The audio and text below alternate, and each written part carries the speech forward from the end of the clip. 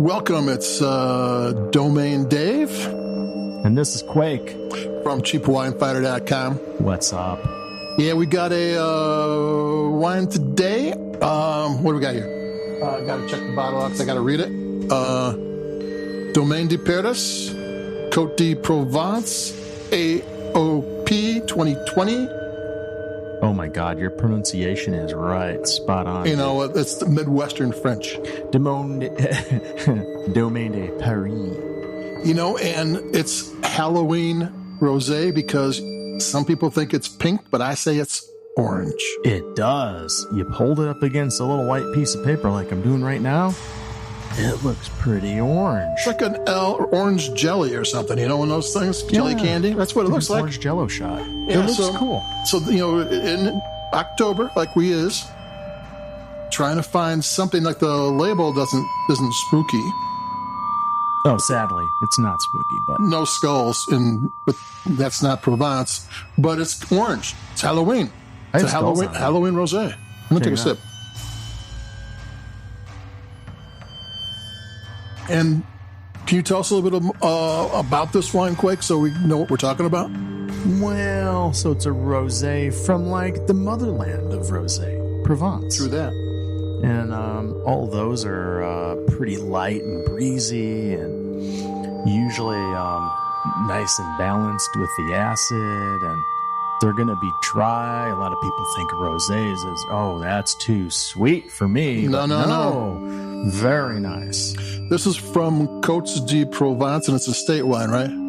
It is. That's the largest area. There's AIX and a couple other ones. At this price range, you're probably not going to tell much difference between any of them. You just get one that tastes good, but yeah, that's from the biggest area. And this was what? It was a rosé of, I want to say 4 grapes. Grenache, Syrah, Cinsault, Grenache, Cinsault, and Carillon. Ooh, very nice. Yeah, carry-on luggage? Yes, exactly like carry-on luggage. Wayward son. Yeah. Hey, like my pronunciation. Oh, I know. Cinsault. You just pronounced it Kansas style. But no, good stuff. And it's orange, it's light, it's crisp, it's kind of got flavor, but it's balanced flavor, really balanced. Yeah, man, I got the citrus, I think. Yeah. It's nice in your tongue. It's very dry in your tongue. There's not a lot of sugar in this thing. At least my tongue is telling me it's not. A little bit of melon. You like the melons? I love melons. Yeah.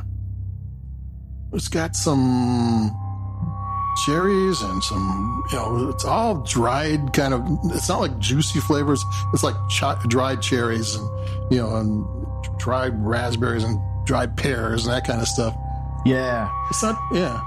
We thought we would do this wine because our dude in Avignon, France, John Bruner, who was always pretty cool, when he was stateside, we would get to go to all these cool French tastings.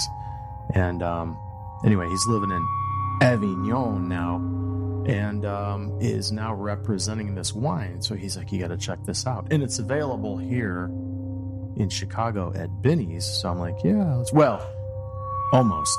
Do you know what Avignon is well known for? The bridge. Sur le Pont d'Avignon, man. Hey, I took 4 years of high school French, so I knew that song. I could sing it right now, but I'm not going to put anybody through that. No, unless they know the chorus, they can join in. But no, the Binny's, it was looking pretty bad because it was all sold out everywhere, but you scored it. Oh, yeah. You scored it. Yeah, that's true. They asked us to pick it up when there's like... in Chicago, it's exclusive of Binny's. If you're in the Midwest area, Binny's is it's a wine shop. It's like the same size as a Target. And it was like only 4 shops where they hadn't sold out of, which kind of tells you people are buying it. Maybe because it is orange and Halloween is coming up. That's what I'm thinking. Yeah, Dave's got his connections, too. He's got a guy. Everyone's got the guy. You can get off a street corner. And whatever, man. Into summer, we can drink rosé year-round, but it is kind of a summery feel to it. I actually think that, like rosé, there's too many rosés. I mean, every brand in the world had to have a rosé. And it's like, why? What you're doing it because of marketing, not because you want to. Well, in Provence, it's all they do. I mean, they're not doing it because of marketing. I mean, if they ain't doing rosé, they're not doing wine. So people did this because they need to, not because their focus group told them to make a rosé. Exactly. This is what they do. They love it. You can taste the love. It's got the Eiffel Tower on the label. Yeah. Pretty cool.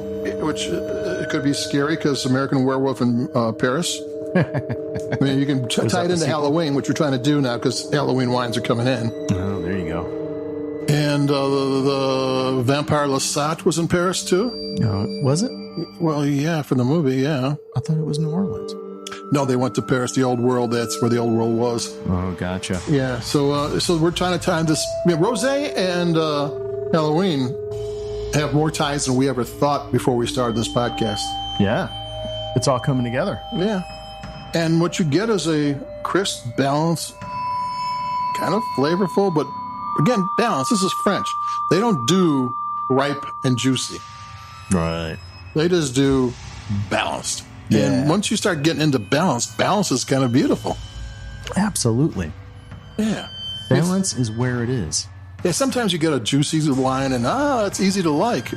But once you get a wine that kind of beguiles you and forces you to come on in, which is what French wines do, that's kind of you learn something about wine. It does. I didn't even notice it, but here I am. I'm almost done with my glass. That tells you something, right? I just kept reaching for another sip. That's the kind of acidity I like. I like the lip smacking acidity. It's like eating a pretzel at a bar. And you like the little balanced acidity that just keeps smooth line. It's always moving. Yes. And it's got a really nice body. I'm starting to feel that in the mouth. Yeah. Giggity. I mean, it's not too much of anything. It's just a really balanced wine. I keep on saying balance, but this wine is supposed to be balance, and it's really beautiful. And you don't get any weird flavors. Occasionally, a rosé is the flip side of a red wine. They make it like a white wine, kind of, to be oversimplified. So you get all the flavors that the tannins and the chemicals cover up. They show, and sometimes they're kind of odd. Here, it's just pretty. Oh, absolutely. Not only that, but it's just so balanced. Oh, no, you said that. Well, you are standing on one foot. So there you go. Halloween rosé from Domaine de Paris. What's the vintage on this? 2020? Because you want the young rosés, because since they don't usually oak age them and they don't use tannins, they don't have all that stuff in there that will make them last a while longer. Especially in this price range, I think there might be some rosés you can keep a while, but for the most part, not. Always grab the newest vintage because it's going to be bright and fresh, and that's what this one is. And it's named after Paris, but it's a state wine from Provence, south of France, vis-a-vis vous. It is. It's right there by Marseille. Take me back to Marseille. That's a reference that's so obscure that only 3 people know it. Which is why I said it on a podcast. But what's there the you band? go. What's the band? Angel City. Oh, yeah. Nice. Yeah. We are studying up for music trivia. Yeah, and if we have a contest, call us. We're going to win. So there we go. We got a orange rosé. It's not really orange because orange wine is a thing. It's a thing I usually avoid, but that's another story. But it's on if there is a pink side of orange, this one has it. Yeah, for sure. The good stuff. Domaine de Paris. Yeah, and it tastes great. It's a classy little label.